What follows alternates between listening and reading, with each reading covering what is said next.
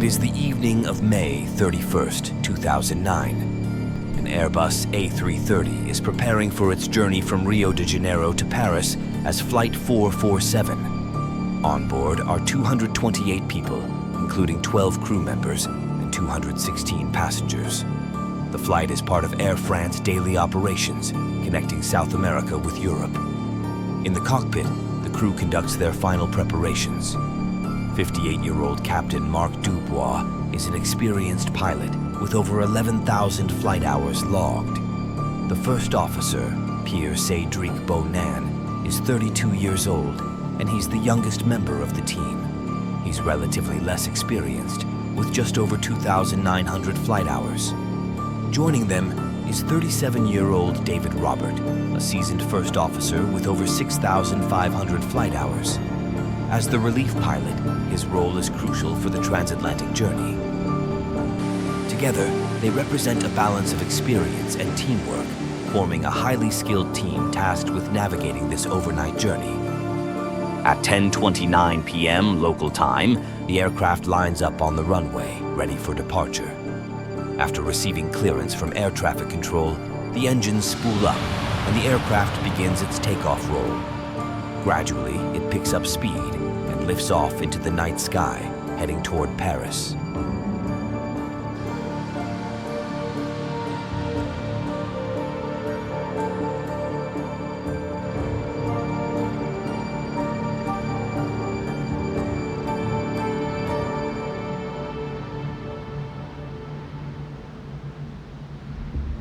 The initial phase of the flight is uneventful.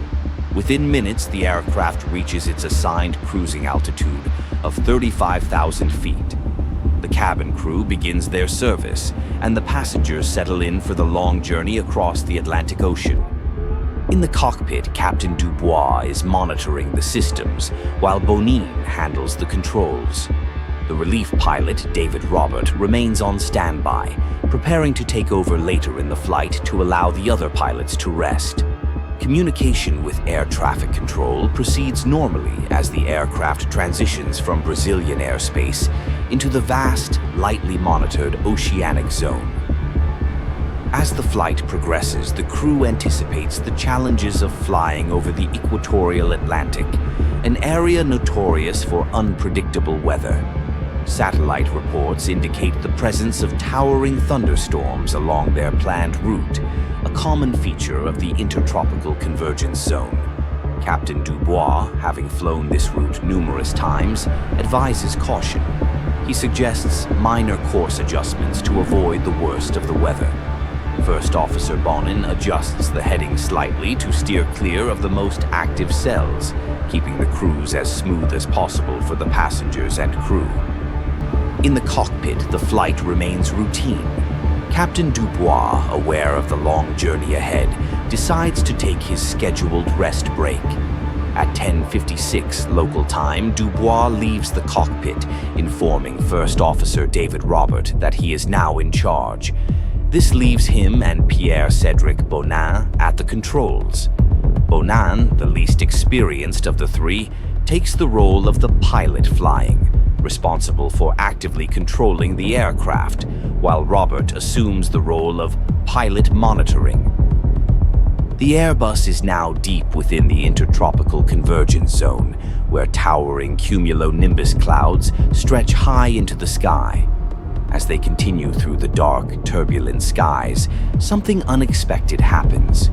Without warning, the autopilot disengages. A chime sounds in the cockpit, signaling that the pilots must now fly the aircraft manually. Bonin and Robert quickly scan their instruments. The airspeed readings appear inconsistent, one moment too high, the next too low. Robert realizes that something is wrong. Without accurate speed data, the flight computers can no longer function properly. With the autopilot off, Bonin is forced to take full control of the aircraft. In the absence of reliable airspeed data, the Airbus enters a dangerous situation. Bonin pulls back slightly on the controls, causing the aircraft's nose to rise. The plane is still flying, but its angle of attack is increasing. If it gets too high, the airflow over the wings will be disrupted, leading to a loss of lift. In the darkness, surrounded by storms, the pilots struggle to recognize what is happening. Due to loss of lift, the aircraft is now in a stall. Instead of maintaining controlled flight, it is losing altitude rapidly.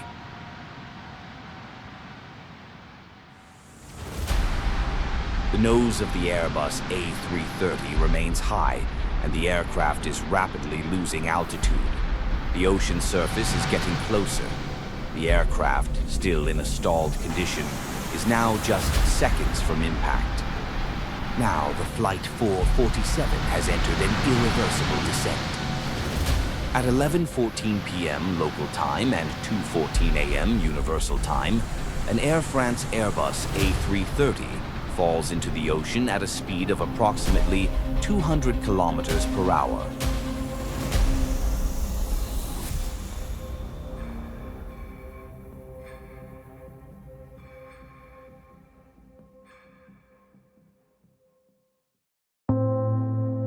All 228 people on board, 216 passengers and 12 crew members, lost their lives. It was the deadliest accident in the history of Air France and one of the worst disasters involving an Airbus A330. For hours, air traffic controllers had no idea what had happened. The aircraft simply vanished over the Atlantic, leaving no distress call and no sign of trouble. The search for Flight 447 would soon become one of the most challenging and complex recovery efforts in aviation history. It would take nearly 2 years and one of the most expensive deep-sea searches in aviation history to finally locate the Airbus A330's wreckage and recover the black boxes.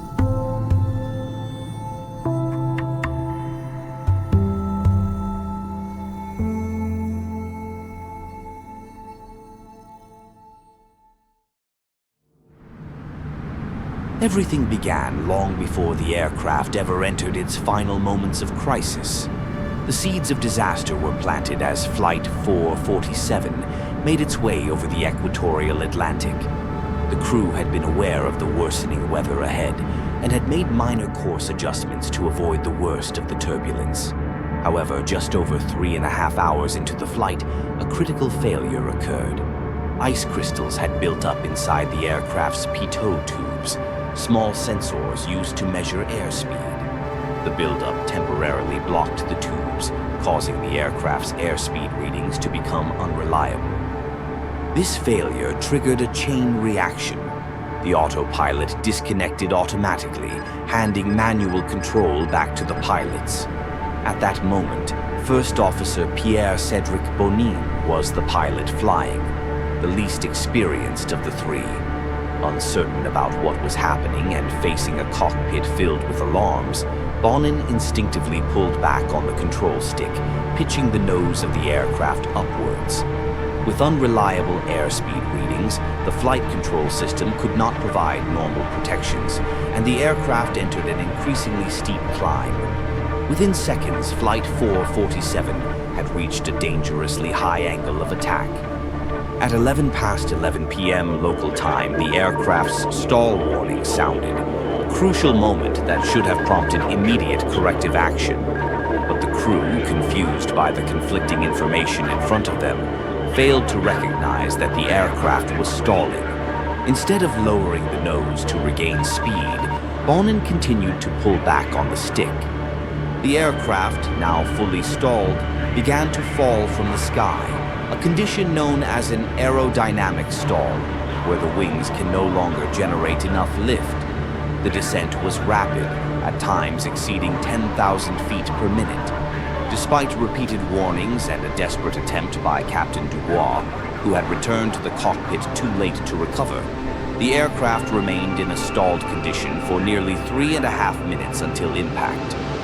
The crew made no further radio transmissions, and there was no indication that passengers or cabin crew were aware of the impending impact. The final moments were marked by chaos and confusion in the cockpit, with no effective recovery action taken. After a fall of more than 38,000 feet, Flight 447 crashed into the Atlantic Ocean. The impact was unsurvivable.